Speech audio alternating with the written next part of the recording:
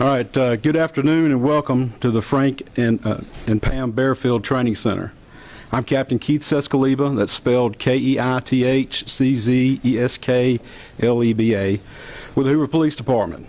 Joining me at the podium today will be Hoover Mayor Frank Brocato, spelled Brocato, and Hoover Police Chief Nick Durzis, spelled Derzis. You may also hear from Lieutenant Daniel Lowe, spelled Lowe, of the Hoover Police Investigations Division. Mayor Brocato will make a brief opening statement, and then Chief Durzis will read a prepared statement. After Chief's statement is complete, there will be an opportunity to ask a few questions regarding this investigation. Keep in mind that this is still an ongoing investigation, so there may be some questions that we cannot answer. With that, I will turn it over to Mayor Brocato.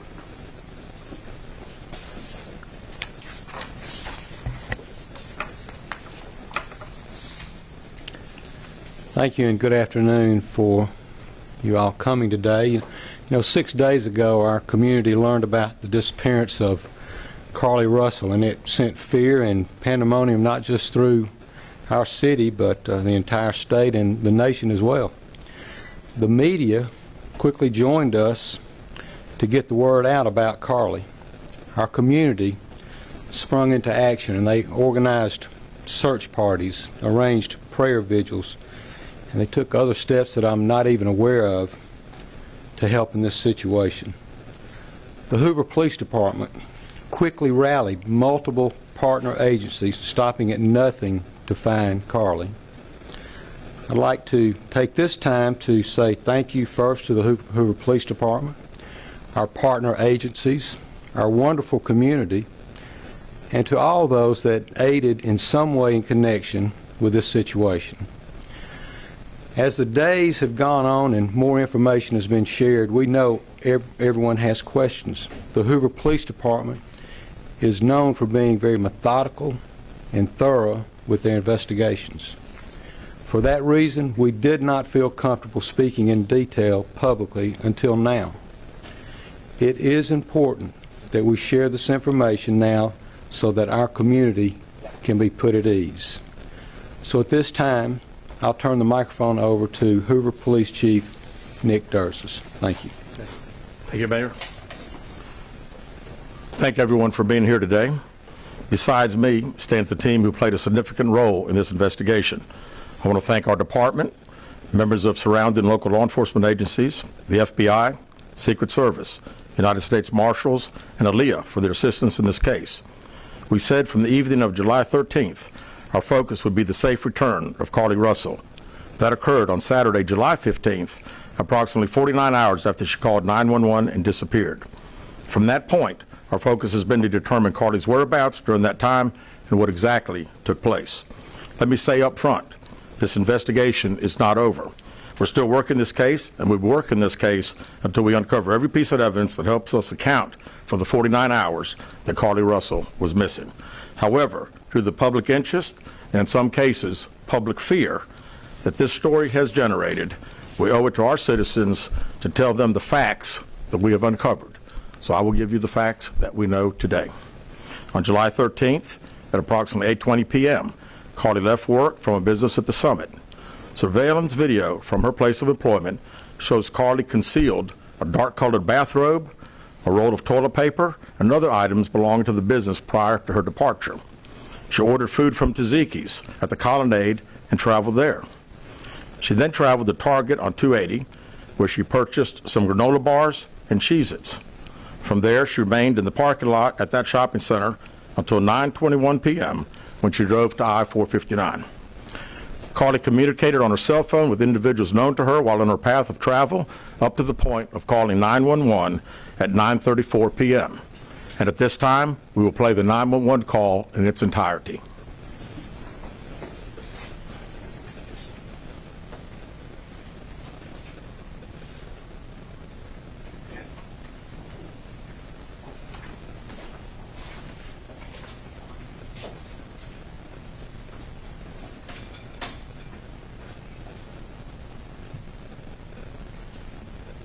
Hi, I am on Interstate 4:59, and there's just a kid just walking by themselves. Oh, hold on. Where on 459 are you?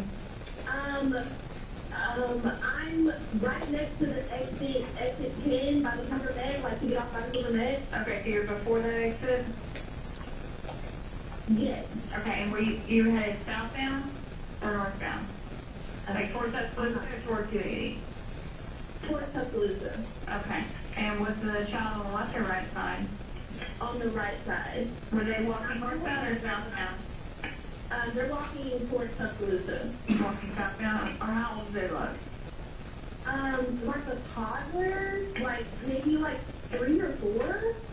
Did you pull over with them? Are you still with them? Yes. Okay, are you with the child right now? No, I'm not. I didn't get out of the car. I can see them though. Do you mind staying and keeping an eye on them until we get there? Yeah, sure, yeah. Okay, what kind of car are you in? I'm in a red Mercedes-Benz Is it a sedan or SUV? SUV. I mean, it's a sedan. Sorry. Can you put your hazards on for me? Yeah, they're on. Okay. Did you talk to the child at all, or did you say anything to them? No. Okay. No. Do they look like they're injured?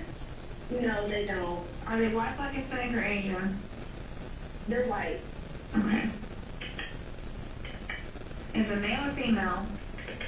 I think it's a boy, a little boy. White male? Okay. So is he wearing clothes? Yes. Okay. What is he wearing? It's a white t-shirt, and it doesn't look like he has any pants on. It looks like a diaper. And you don't see any cars anywhere? No, no cars anywhere.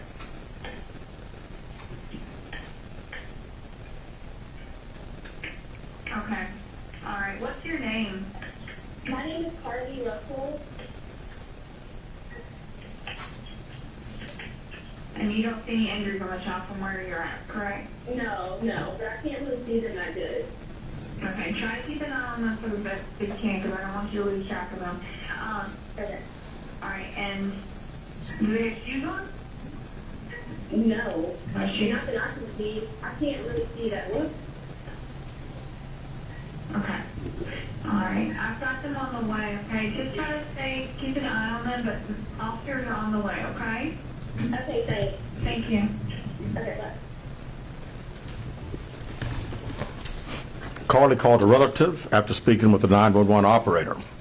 She went missing during that conversation sometime after 9:36 p.m. Traffic camera footage was obtained which depicted this portion of the incident, and that footage was analyzed as part of the investigation in conjunction with the 911 call and cell phone data to accurately determine the time frame. Carlee's 911 call remains the only report of a child on the interstate, despite numerous vehicles passing through the area at that time. No one has called to report that a child is missing, and the Hoover Police Department did not locate any evidence of a small child walking down the interstate. Data from Carlee's phone, including her Life 360 app, shows that she traveled approximately 600 yards in her vehicle while she was on the phone with 911, stating that she was following a child. 600 yards. That is 6 football fields straight. 600 yards. The Hoover 911 Center received a second call from Carlee's mother stating that a relative was on the phone with her when they heard Carlee scream, and then they had an open phone line. Hoover police officers arrived on the scene within 5 minutes of being dispatched, and several other officers arrived shortly. They located Carlee's wig and cell phone in the grass near the vehicle. Her purse was located in the front seat of her vehicle with her Apple Watch in the purse. The food she ordered for Tzatziki's was also in the car. The items she purchased from Target, as well as the items taken from her place of employment, were not in the vehicle, nor were they located anywhere around the scene. Hoover Police deployed all available assets from the point in the search for Carlee. Additional resources were called in to include our own drone unit, crime scene investigators. Numerous detectives responded to the scene. Throughout the day Friday, officers from surrounding local and federal agencies assisted Hoover Police in the search for Carlee Russell. Officers returned to the scene on 459 to conduct a thorough line search for evidence. K-9 teams from the Jefferson County Sheriff's Department responded to check for any sign of Carlee, the child that she claimed to see, and anything else that could be considered evidence in this case. Those searches all turned up empty. Private citizens, including search parties organized by her family, friends, began looking everywhere that they could to find any trace. These searches took place throughout the day Friday and again on Saturday, yielding nothing. At 10:44 p.m. on July 15th, the Hoover 911 center receives a call from Carlee's residence stating that she returned home on foot. In subsequent investigations, detectives obtained surveillance footage of Carlee walking down the sidewalk alone prior to arrival at her residence. She was conscious and speaking with paramedics when she was transported to UAB. Detectives were able to obtain a brief statement from her prior to being treated and released. During the statement, she told detectives that while traveling down the interstate, she saw a baby walking down the side of the road and called 911. She stated when she got out of her vehicle to check on the child, a man came out of the trees and mumbled that he was checking on the baby. She claimed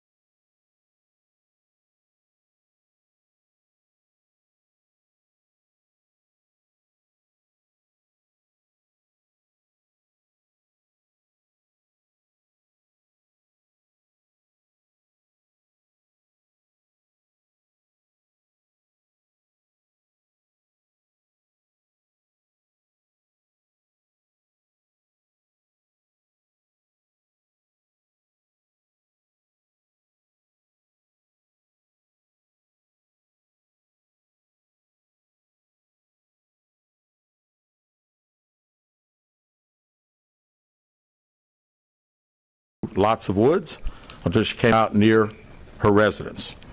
During this interview, detectives noted that Carlee had a small injury to her lip, and she claimed that her head was hurting. She also had a tear in her shirt. Detectives also noted that she had $107 cash in her right sock.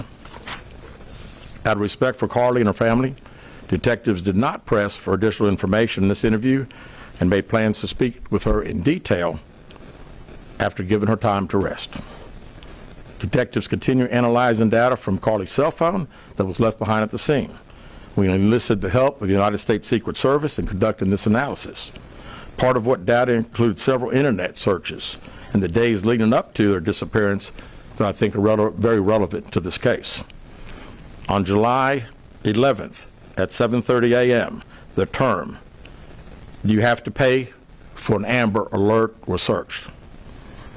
On July 13th at 1:03 a.m., the day of her disappearance, the term, "How to take money from a register without being caught," was searched.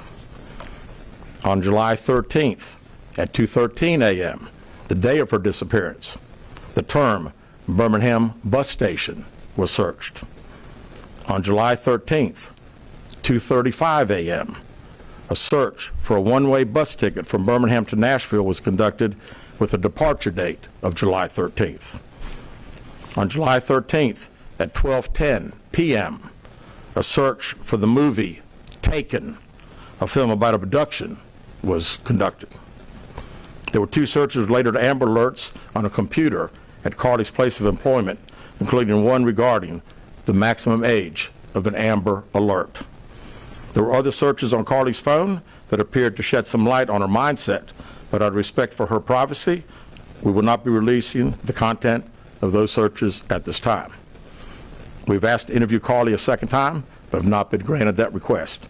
As you can see, there are many questions left to be answered, but only Carlee can provide those answers.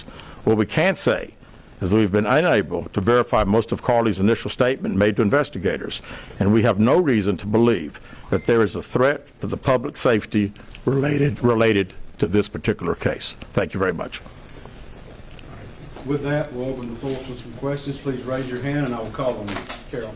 Chief, do you expect any charges against Carlee Russell in connection with the disappearance and in connection with what was taken from the Woodhouse spa? Right now, our focus is to determine those 49 hours, so the investigation continues. So to be perfectly honest with you, that hasn't even entered our mind or been discussed. One more question. Is it surprising to you that the family has not been cooperative in returning to be questioned? Well, I think the family has stated to us that they didn't think that in her mental state right now, because of trauma of the incident, that she's not ready to talk, is what we've been told. Go ahead, sir. Yeah, question for Chief. You stated that the abductor had orange hair. Was this abductor black male? Was it female? Black female? White female? I believe it's a white male. Am I correct by saying that? Was it ever? Yeah, white male. Is this alleged abductor yet on the loose in the Hoover area? Don't believe so. Yes, ma'am. Chief Brady Dion, WBRC. Has a toxicology report been done, and were any drugs or illegal substances found in her system? We have no report of that. Is any indication of mental illness in this case? There's been a concern in the community that if this turned out not to be a true story, that the next time a young woman of color was missing, that it might not be taken seriously. How would you respond to that? I'd respond to say that we investigate every crime to the fullest, just like we have this one. Was she traveling with anyone? Excuse me. Was she traveling with anyone since the time she disappeared, to your knowledge? And not to my knowledge. Chief, I know you said you weren't able to verify a lot of aspects of the story. Where do you think she went, and how would you characterize what happened to her? You know, that's the $100 question. You know, we pretty much know exactly what took place from the time she left work until she got on the 911 call, and we can see getting out of the car on the interstate from that footage. And after that, I think she only knows. We don't know. Well, one quick follow-up. Her parents. Did you speak with Carlee's parents, and why do you think it is they were so adamant that there was an abductor? Yeah, I think parents are believing what their daughter's saying, and we've had a very good rapport with the parents, met with them on several occasions. I've talked to them today a few times, and to make them understand that we're under pressure from our community, not only in our community of the state, but nationally when the story hit. And I just wanted them to understand that today we were going to have a press conference, and what we were going to detail today are facts. And everything that I've told you today is actual facts. It's not innuendos. It's not what I think. It's not what these detectives think. It is the factual information that we have. Chief, Algene Robinson, WBRC. How much time do you think you'll give the family before going back to Carlee for sentencing? Well, I think our detectives have talked to the parents, and we're ready. We're ready to talk as soon as she's ready. So, you know, she called right now. We're ready. You had one word to describe what went on. What would that be? Ooh, how about unknown? You know, we know the facts that we have. Everything else is unknown at this time. In the back. What have the past few days been like for you, your department? This has been a stressful search, hasn't it? Well, absolutely. And again, the focus of the investigation that Thursday, when she went missing, of course, the focus was to get Carlee home. That's what we want all. We wanted her safe and sound. And that's all happened.